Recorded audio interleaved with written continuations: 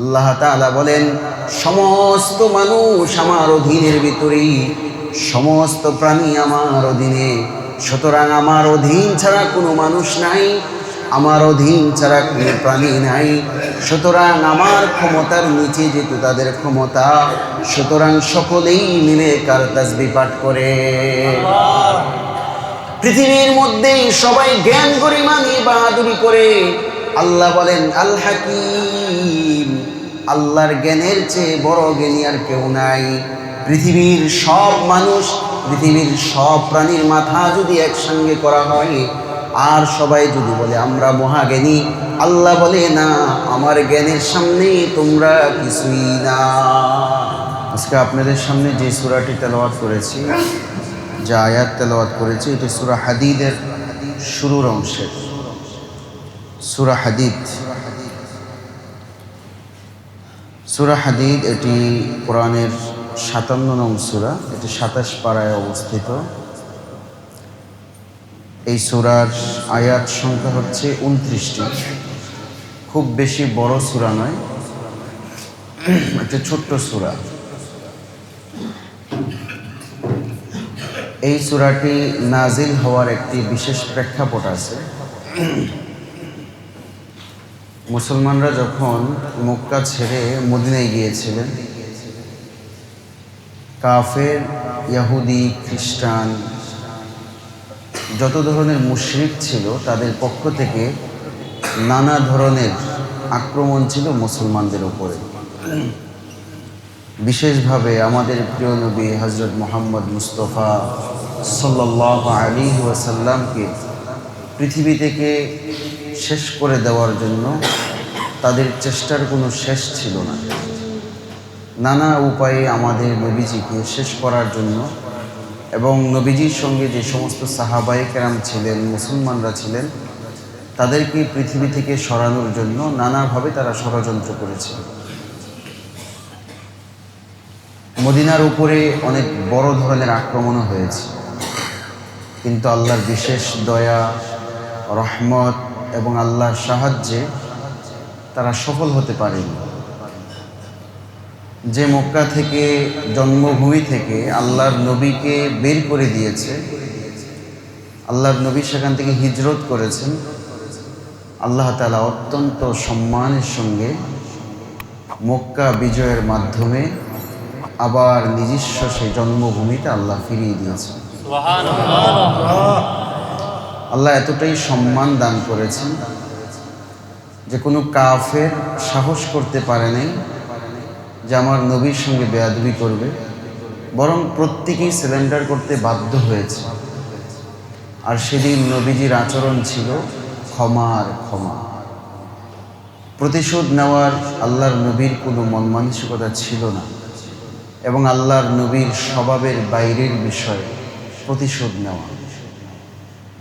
মক্কা বিজয়ের বিশাল এই বিজয়ের দিনে আল্লাহর নবীর অনেক ত্যাগ তিতিক্ষার পরে, মক্কা বিজয়ের পর আল্লাহ তাআলা একটি সূরা নাজিল করেছেন। এই সূরা হচ্ছে সূরাতুল হাদীদ। মক্কা বিজয়ের সময় মুসলমানরা গনিমত হিসাবে কাফেরদের থেকে একটা বিধান আছে, যখন যুদ্ধ সংগঠিত হয়, ইসলামের শর্ত শারায়াতের সাথে যখন যুদ্ধ জিহাদ সংগঠিত হয়, তখন অমুসলিমরা যদি পরাজিত হয়, তখন তাদের সাথে যে সমস্ত সরঞ্জামাদি আছে, এই সমস্ত সরঞ্জামাদিগুলো, সামানাগুলো, এগুলো গনিমত হিসাবে মুসলমানদের মালিকানায় চলে আসে। মক্কা বিজয়ের সময় মুসলমানরা বিপুল পরিমাণে সম্পদ লাভ করেছেন। মূলত এই সম্পদগুলোর মালিক মুসলমানরাই ছিল, কিন্তু কাফেররা তাদেরকে উচ্ছেদ করেছে, তাদেরকে সেখান থেকে যেতে বাধ্য করেছে। তো আল্লাহ তাআলা তাদের সেই জমিন, তাদের সেই বাসস্থান, তাদের সেই সামানাগুলো আবার ফিরিয়ে দিয়েছে। তবে ইসলামের বিধান হলো, যখন কোনো দেশ থেকে হিজরত করা হয়, ইসলামের জন্য যখন কোনো দেশ ছেড়ে চলে যাওয়া হয়, আর কাফেররা যদি সেটা দখল করে নেয়, সেটা কাফেরদের দখলে চলে যায়। তো মক্কা বিজয়ের পর মুসলমানরা অনেক সম্পদ লাভ করার পর ইবাদতের প্রতি একটু বিঘ্নতা তৈরি হয়েছে। দেখবেন মানুষ যখন খুব ব্যবসার প্রতি ঝুঁকে যায়, ধরেন তার ব্যবসাতে কোনো ক্রাইসিস নেই, আল্লাহ সবার ব্যবসা থেকে ক্রাইসিস দূর করে দিচ্ছে। ব্যবসায় যখন তার একটা শান্তি আসে, প্রশান্তি থাকে, কোনো ধরনের চাপ থাকে না, তখন 1000 মানুষের ভিতরে খুব অল্প পাওয়া যাবে যারা আল্লাহর ইবাদতে মগ্ন থাকে। বেশিরভাগ মানুষ পেরেশান হয়ে যায়, আরও কিভাবে বাড়ানো যায়, ফলে ইবাদতের প্রতি সময় আর দিতে পারে না, কারণ অধিক সম্পদ তার হাতে চলে আসছে। আবার এই সম্পদগুলো বাড়ানোর জন্য তার সার্বক্ষণিক একটা প্ল্যান থাকে। মুসলমানদের হাতে যখন সম্পদগুলো আসলো, তো কিছু দুর্বল ইমানদার ছিল, যাদের ইমান দুর্বল ছিল, আমাদের মতো দুর্বল না, ওনাদের তুলনায় কিছু মানুষের ইমান দুর্বল ছিল, ফলে এগুলোর প্রতি মনোযোগ বেড়ে গেল, এই সম্পদের প্রতি। আল্লাহ এই সূরা নাজিল করে মুসলমানদেরকে সতর্ক করে দিয়েছেন। এই যে মক্কা বিজয়, কত যুদ্ধ জিহাদের পর, কত বছর সংগ্রামের পর এই বিজয়টা অর্জন হয়েছে। আর এই বিজয়টাকে সহজ করে দিয়েছেন কে? আল্লাহ। তো আল্লাহ সহজ করে দিয়ে মুসলমানদের হাতে ক্ষমতা উঠিয়ে তারপর আল্লাহ এই সূরা নাজিল করে বলছেন, এই সময় যখন কোনো নিয়ামত পেয়ে যাইবা, সুযোগ পাইবা, তখন আমার ইবাদত থেকে গাফেল হইবা না, আমার ইবাদতের প্রতি মনোযোগ বাড়াই দিবা। কেন? আমি তোমাকে অনেক কঠিন পরিস্থিতি থেকে তোমাকে সহজ করে দিয়েছি। আল্লাহর সাহায্য যদি না থাকতো, তাহলে কখনো এত সম্পদের মাধ্যমে মক্কা বিজয় করা সম্ভব ছিল। 29টি আয়াত নাজিল করে আল্লাহ বিভিন্ন মেসেজ দিয়ে এখানে বলেছেন, কোনো ইবাদত করার পর অথবা কোনো নেয়ামত পাওয়ার পর তোমরা ইবাদতের মধ্যে অলসতা আনবা না, বরং আল্লাহর প্রতি বিশ্বাস, আল্লাহর প্রতি ঈমান, আমলের প্রতি আগ্রহ দিন দিন বাড়াতে হবে। এই সূরার আলোকে আমরা বলতে পারি, রমজান আল্লাহর পক্ষ থেকে আমাদের জন্য ছোট নেয়ামত ছিল না বড় নেয়ামত? রমজানে আমল করতে পারা এটা আল্লাহর নেয়ামত ছিল কিনা? স্বাভাবিকভাবে অন্য সময়ের তুলনায় আমরা রমজানে ইবাদত বেশি করেছি কিনা?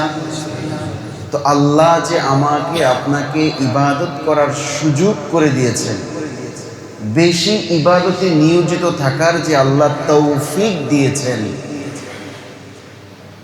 এবং ঈদের মাধ্যমে আল্লাহ আমাদেরকে ক্ষমা করেছেন, ঈদ পরবর্তী সময়ে আমরা কেন গাফেল হলাম? রমজান এবং ঈদের পর আমাদের আমল কেন কমে গেল?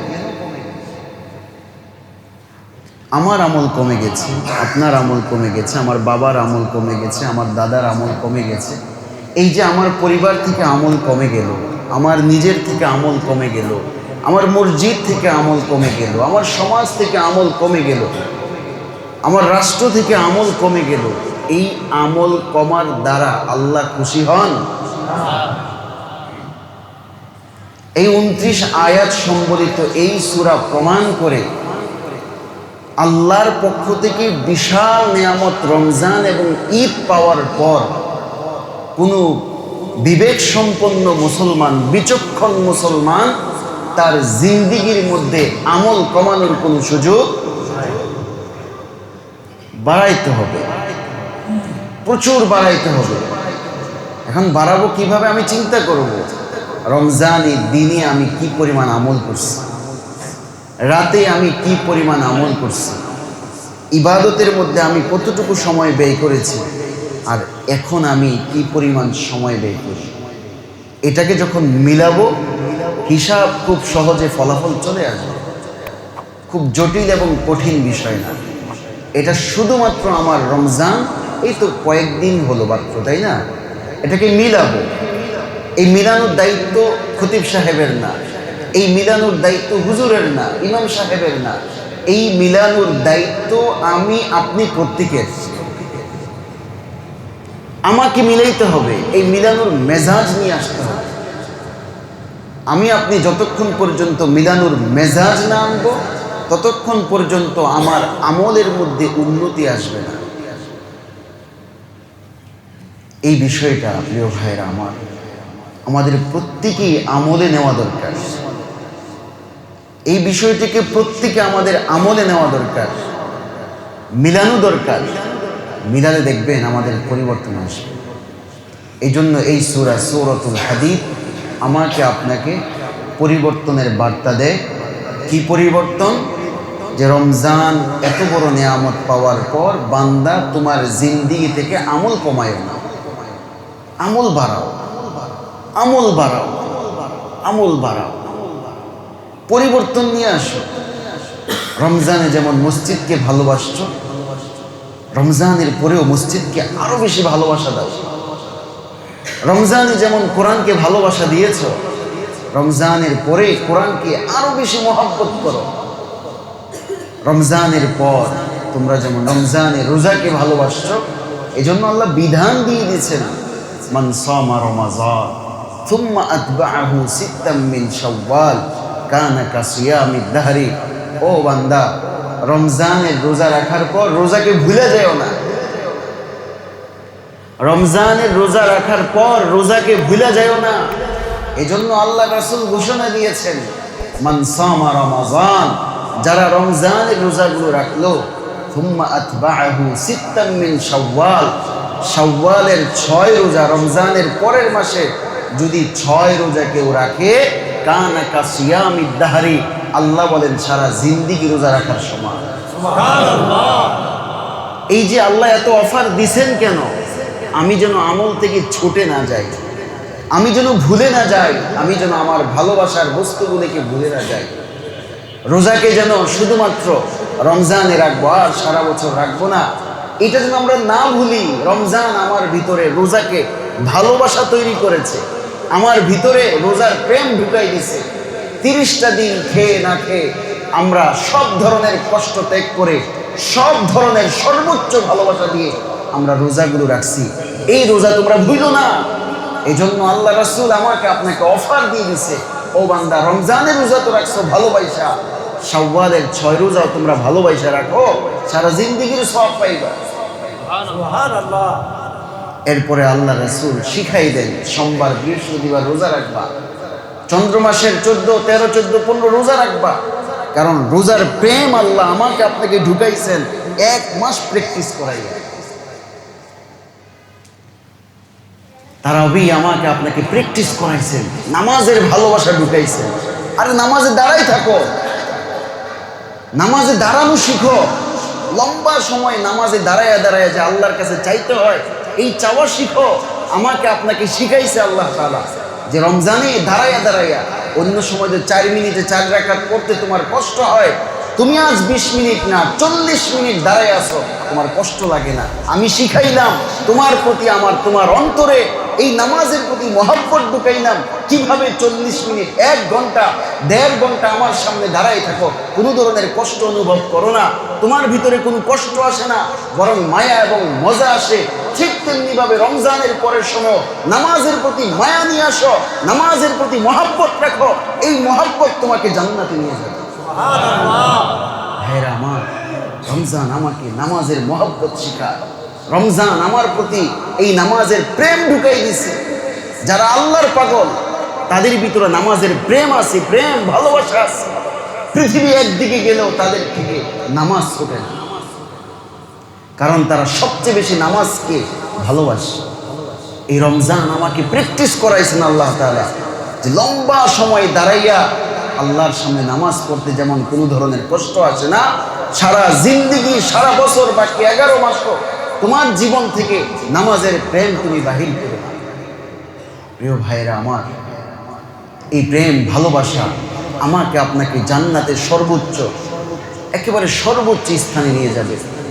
দুনিয়ার ভালোবাসা সামান্য সময়ে শেষ হয়ে যায়, তার সঙ্গে ব্রেকআপ হয়, নামাজের প্রেমের সঙ্গে কখনো ব্রেকআপ।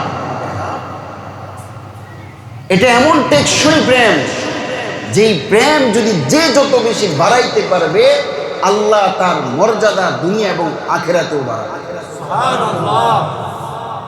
এই জন্য রমজান আমাকে যেমনি ভাবে ধৈর্যের প্রেম শিখাইছে, রমজান যেমন আমার রোজার সময়, রমজানের সময় এই জবান দিয়ে মিথ্যা বলা থেকে বিরত রেখেছে, ঠিক তেমনি ভাবে রমজানের বাইরের সময়ও আমাকে আপনাকে এই প্রেম ভালোবাসার যে মুখ বন্ধ রাখা, অযথা অনর্থক কথাবার্তা বলা থেকে বিরত থাকা, দুর্নীতি থেকে বিরত থাকা, এগুলো আমাকে আপনাকে রমজানের বাইরেও ধরে রাখতে হবে।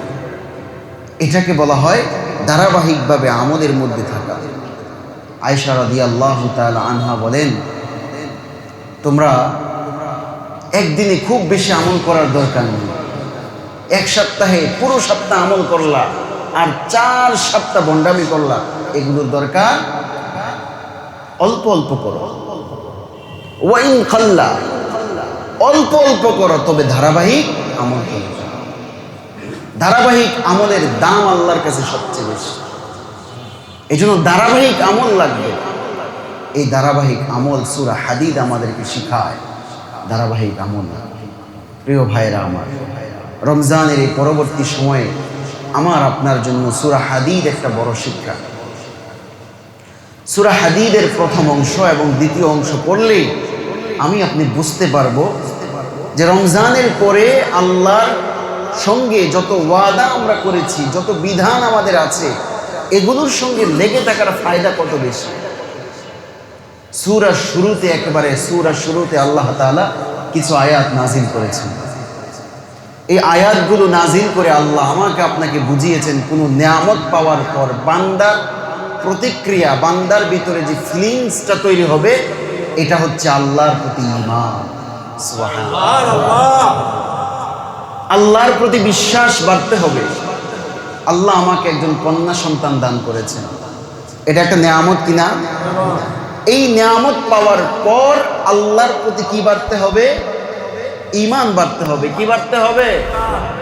আল্লাহ আমার ব্যবসায় বরকত দিয়েছেন, বরকত দেওয়ার পর আমার আপনার অন্তরে কি বাড়তে হবে?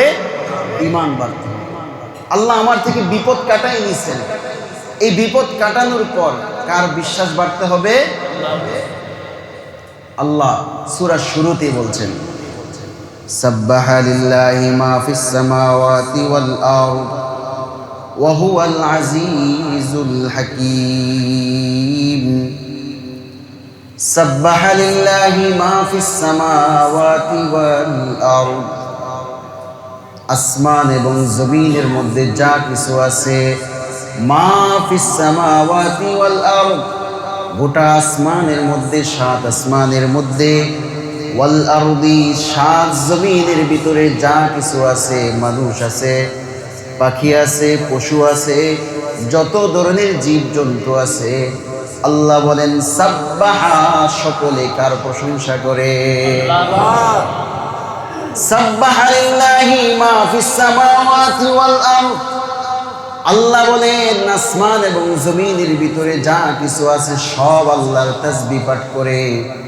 ওয়া হুয়াল আজিজুল হাকীম, আল্লাহ এবার নিজের পরিচয় দিয়ে বলেন ওয়া হুয়া, তিনি আল্লাহ, আল আজিজ, তার ক্ষমতা কেমন তিনি বলেন তিনি মহাপরাক্রমশালী। ওনার যে ক্ষমতার চেয়ে কারো ক্ষমতা বেশি নাই, আল্লাহর ক্ষমতা সবচেয়ে বেশি। আল্লাহ তারপরে বলেন পৃথিবীর সব কিছু কেন আল্লাহর তাসবিহ পাঠ করে?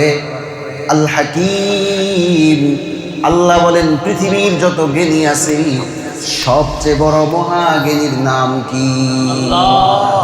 আল্লাহ বলেন পৃথিবীর সবাই কেন আল্লাহর তাসবিহ পাঠ করে? আল্লাহ দ্বিতীয় অংশের মধ্যে বলে দেন ওয়াহুয়াল আজিজুল হাকিম। আল্লাহর তাসবিহ পাঠ করে এক নাম্বার কারণ আল্লাহ আজিজ। দ্বিতীয় নাম্বার আল্লাহর তাসবিহ কেন পাঠ করা হয়? কারণ আল্লাহ হাকিম। পৃথিবীর মধ্যে যত মহাপরাক্রমশালী হোক না কেন, তার গুণগান সাধারণ মানুষরা গাইতে হয়। আল্লাহ তাআলা বলেন সমস্ত মানুষ আমার অধীনের ভিতরেই, সমস্ত প্রাণী আমার অধীনে, সুতরাং আমার অধীন ছাড়া কোনো মানুষ নাই, আমার অধীন ছাড়া কোনো প্রাণী নাই। সুতরাং আমার ক্ষমতার নিচে যেহেতু তাদের ক্ষমতা, সুতরাং সকলেই মিলে কার তাসবিহ পাঠ করে। পৃথিবীর মধ্যে সবাই জ্ঞান গরিমানি বাহাদুরি করে। আল্লাহ বলেন আল হাকিম, আল্লাহর জ্ঞানের চেয়ে বড় জ্ঞানী আর কেউ নাই। পৃথিবীর সব মানুষ, পৃথিবীর সব প্রাণীর মাথা যদি একসঙ্গে করা হয় আর সবাই যদি বলে আমরা মহাজ্ঞানী, আল্লাহ বলে না, আমার জ্ঞানের সামনে তোমরা কিছুই না। ঠিক কিনা? সাব্বাহা লিল্লাহি মা ফিস সামাওয়াতি ওয়াল আরদ ওয়া হুয়াল আজিজুল হাকীম লাহু মুলকুস সামাওয়াতি ওয়াল আরদ। আল্লাহ বলে আসমানের ভিতরের সবাই ফেরেশতারা কার তাসবিহ পাঠ করেন? জমিনের মাঝে কারা কার পাঠ করেন? সাব্বাহা লিল্লাহি মা ফিস সামাওয়াতি ওয়াল আরদ। কেন তাসবিহ পাঠ করেন? আল্লাহ তারপরে তার পরিচয় দিয়ে বলেন লাহু মুলকুস সামাওয়াতি ওয়াল আরদ। এই যে আসমান দেখতেছো, এই যে জমিন দেখতেছো, এই জমিন এবং আসমানের মালিক কে? আল্লাহ। লাহু মুলকুস সামাওয়াতি ওয়াল আরদ।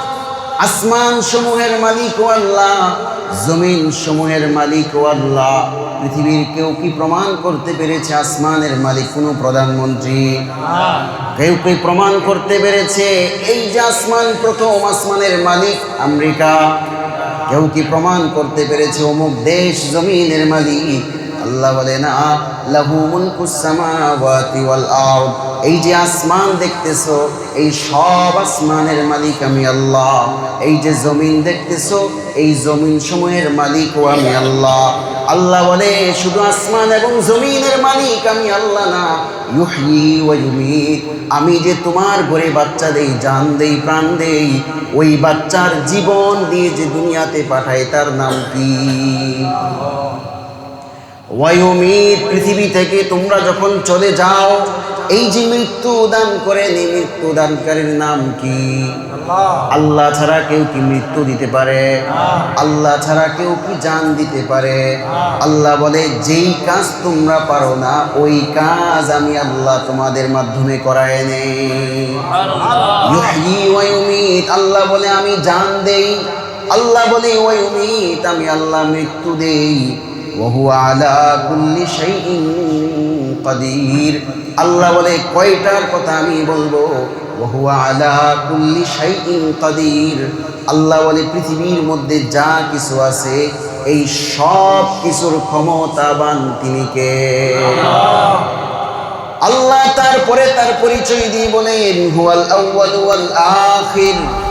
পৃথিবীর মধ্যে তোমরা আগে আসো নাই, এই পৃথিবী যিনি তৈরি করেছেন তার নাম কি? ওয়াল আউয়াল। আল্লাহ বলে তিনি প্রথম। ওয়াল আখির।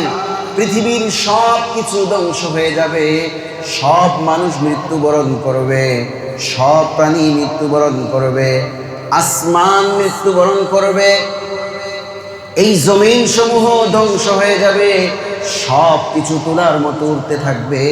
তারপর আজরাইল আল্লাহর কাছে যাবে, আল্লাহ পৃথিবীর সবার মৃত্যু ঘটিয়ে দিলাম। আল্লাহ বলবে এবার তুমি নিজে নিজে মরে যাও।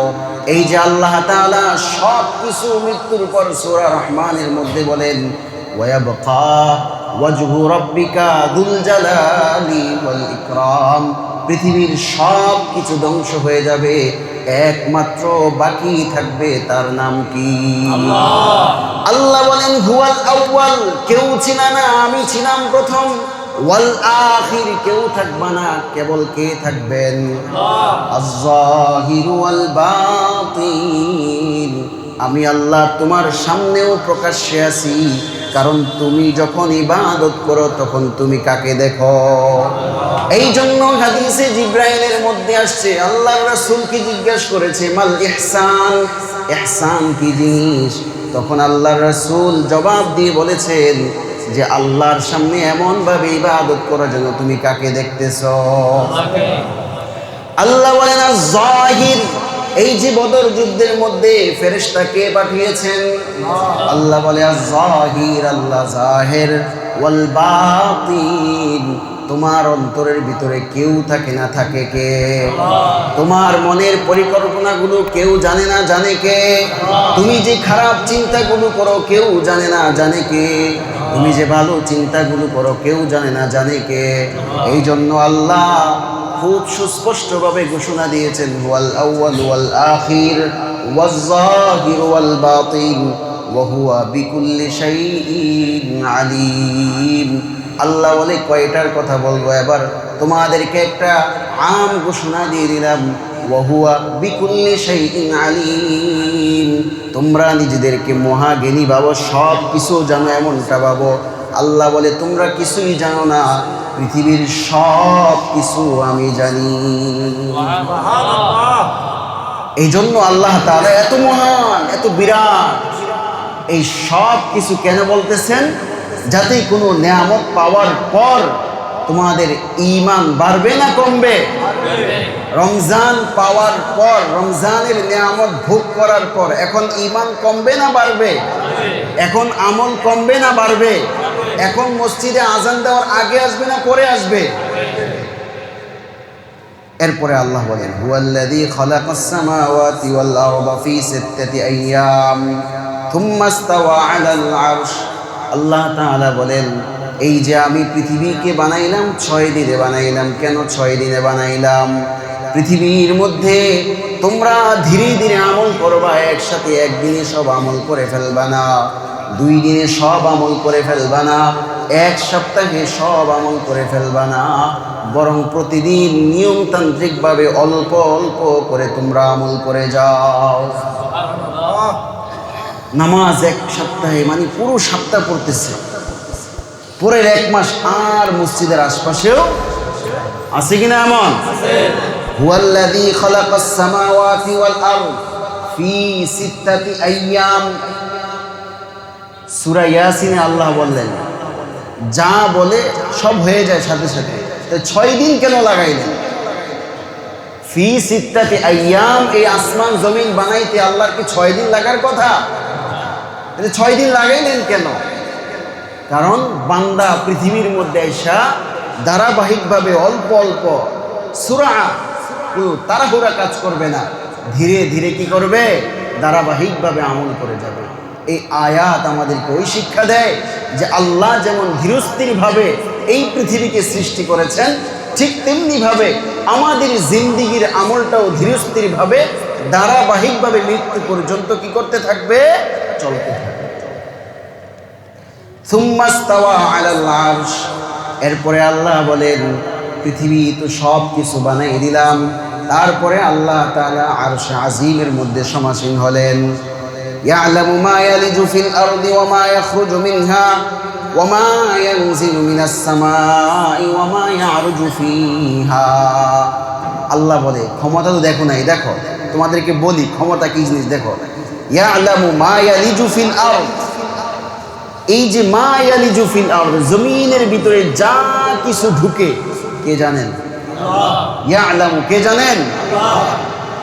আমরা অনেক সময় দেখি আরে ঘাস উঠে গেছে, গাছ উঠে গেছে, কোত্থেকে হইল? উঠার পর দেখি জমিনের ভিতরে দেখি। আল্লাহ বলে এই যে তোমরা যেটা দেখো না এটা দেখে কে? ওয়া মা ইয়াখরুজু মিনহা, এই জমিন থেকে যা বের হয় এগুলো তোমরা দেখো না, দেখেন কে? ওয়া মা ইয়ানজিলু মিনাস সামা, আসমান থেকে এই মুহূর্তে বৃষ্টি পড়বে এটা আমরা জানি না, জানেন কে? কারণ এমন অনেক সময় আছে বৃষ্টির পূর্বাভাস থাকে না, আকাশ মেঘাচ্ছন্ন হয় না, হঠাৎ করে বৃষ্টি চলে আসে। এই যে হঠাৎ করে বৃষ্টি চলে আসে আমরা তো কেউ জানি না, কিন্তু জানেন কে?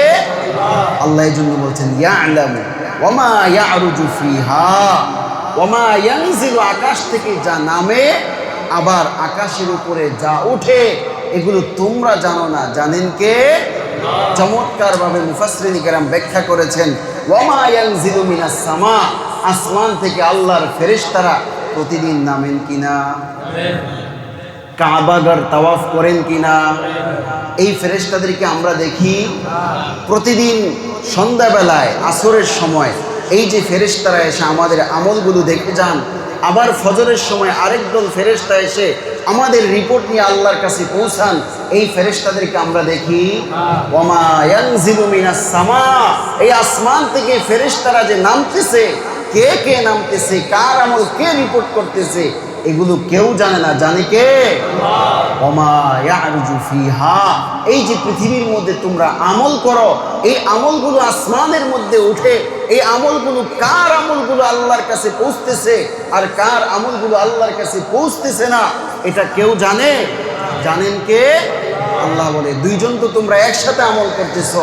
এতগুলো মানুষ জুমার নামাজে বসে বয়ান শুনতেছো, কেউ বয়ান শুনতেছে হুজুরের ভুল ধরার জন্য, কেউ বয়ান শুনতেছে আমল করার জন্য, কেউ বয়ান শুনতেছে জিন্দেগিতে পরিবর্তন আনার জন্য। এই রিপোর্ট কে জানেন? আল্লাহ বলে, যারা ইখলাসের সাথে আমল শুনবে, যারা জীবন পরিবর্তনের নিয়তে আমল শুনবে, তাদের আমলটাই ওমা ইয়ারজু ফিহা, আল্লাহর আসমানে কোথায় চলে যাবে? আল্লাহর আসমানে চলে যাবে। এই জন্য আমার আপনার আমল আকাশের মধ্যে উঠে, তবে কোনোটা আল্লাহর কাছে পৌঁছে, কোনোটা আল্লাহর কাছে পৌঁছে না। এই জন্য আমার আপনার আমল যেন আল্লাহর কাছে পৌঁছে, সেই খবর তিনি জানেন। এই জন্য আমাকে আপনাকে আমলের ক্ষেত্রে সতর্ক হতে হবে কিনা? ইখলাস ছাড়া কোনো আমল করব, ইখলাস ছাড়া কোনো আমল, বলেন আমার সঙ্গে বলেন, ইখলাস ছাড়া কোনো আমল করব না। ইখলাস ছাড়া কোনো আমল করব, ইখলাস ছাড়া কোনো আমল করব। আমার জিন্দেগি যেন ইখলাসময় হয়, আমার জিন্দেগি যেন ইখলাসময় হয়। আমি ছোট্ট থেকে ছোট্ট আমল করি না কেন, এটা একমাত্র কার সন্তুষ্টির জন্য হবে? আল্লাহ আমাদের তৌফিক দান করুন। আল্লাহ তারপরে বলেন, ওয়া হুয়া মাআকুম আইনামা কুনতুম, বান্দা কোথায় যাইবা, কোথায় যাইবা, পৃথিবীর যেই প্রান্তে যাও না কেন, আমি তোমার সঙ্গে আছি। আল্লাহ আমার সঙ্গে থাকলে লাভ না ক্ষতি? বান্দা আমল করতেছে, কে আছে? বান্দা গুনাহ করতেছে, কে আছে? দেখতেছে। আমি যে গুনাহ করতেছি দেখতেছে কে? ওয়া হুয়া মাআকুম, ওয়া হুয়া আই আল্লাহ, আল্লাহ মাআকুম, তোমাদের সঙ্গে আছেন। আইনামা কুনতুম, পৃথিবীর যে প্রান্তে, যে ঘরে, যেই জায়গায় লুকায় থাকো না কেন, যেই কাজেই করো না কেন, আল্লাহ আমার আপনার সঙ্গে আছে। যখন আল্লাহ আমার সঙ্গে আছেন, তখন অপরাধ করার আর কোনো সুযোগ নাই। যখন আল্লাহ আমার সঙ্গে আছেন, অপরাধ করার আর কোনো সুযোগ নাই। ওয়াল্লাহু বিমা তা'মালুনা বাসীর। তারপর আল্লাহ আবার সতর্ক করতেছে, এত শক্তভাবে বলার পর কত শক্তভাবে বলছেন যে তোমরা যেখানেই থাকো না কেন, আমি আল্লাহ আছি। তারপরে আল্লাহ আবার তাকিদ দিয়ে, গুরুত্ব দিয়ে আবার বলতেছে, ও বান্দা, ওয়াল্লাহু, নিশ্চয় আল্লাহ, বিমা তা'মালুন, তোমরা যা করো, বাসীর, আল্লাহ কি করতেছেন? আল্লাহ কি করেন? আল্লাহ একটু আগে বললেন আল্লাহ সাথে আছেন। সাথে থেকে কি আল্লাহ ঘুমায়? আল্লাহ কয় না, আমি ঘুমাই না, আমার নিদ্রা নাই। আল্লাহু লা ইলাহা ইল্লা হুয়াল হাইয়ুল কাইয়্যুম লাহু মা ফিস সামাওয়াতি ওয়া মা ফিল আরদ। আল্লাহর ঘুম নাই, সানা নাই, কিছুই নাই, কিছুই নাই। আল্লাহ বলে, বান্দা আমি তোমার সঙ্গে আছি, আমি তোমার সাথে আছি, তবে সাথে থেকে আমি গাফেল হই না, আমি অলস হই না। আল্লাহু বিমা তা'মালুনা বাসীর, যা করো ভালো করো, দেখতেছে কে? খারাপ করতেছো, দেখতেছে কে? সাথে থাইকা আল্লাহ দেখতেছে, সাথে থাইকা দেখতেছে। আমি আপনি এখানে বসে রয়েছি, কোরআনের কিছু তাফসীর, কোরআনের কিছু আলোচনা আমরা করতেছি, সঙ্গে কে আছেন?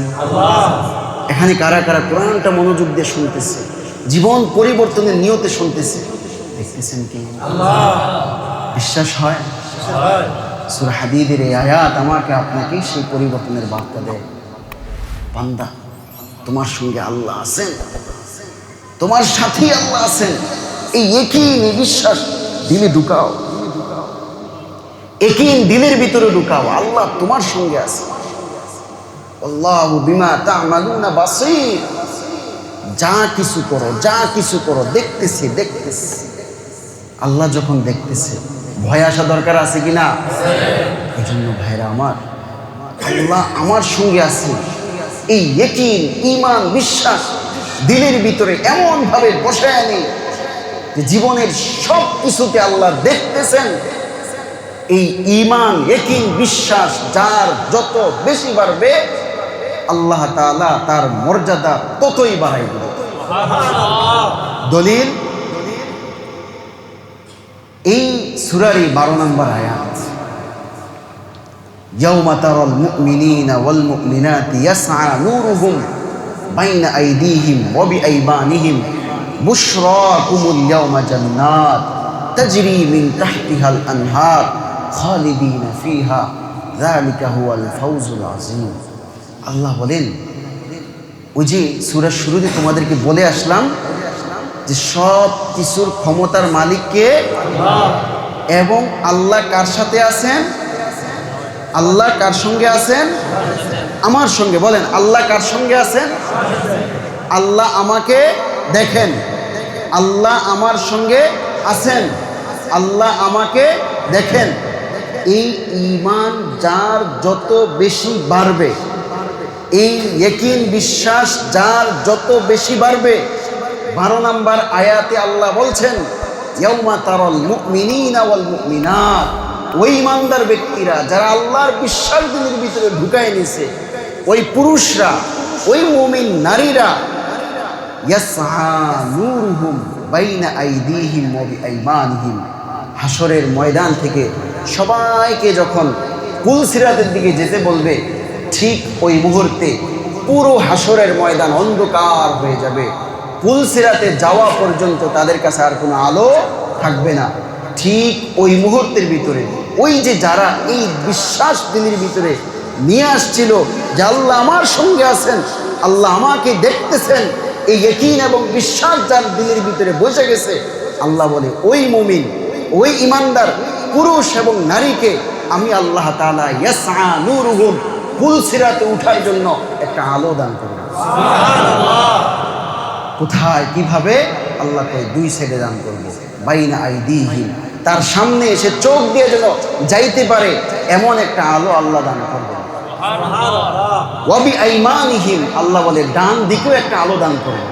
সুবহানাল্লাহ। কয়টা আলো দিলেন? একটা, আরেকটা। সামনের আলোটার নাম কি?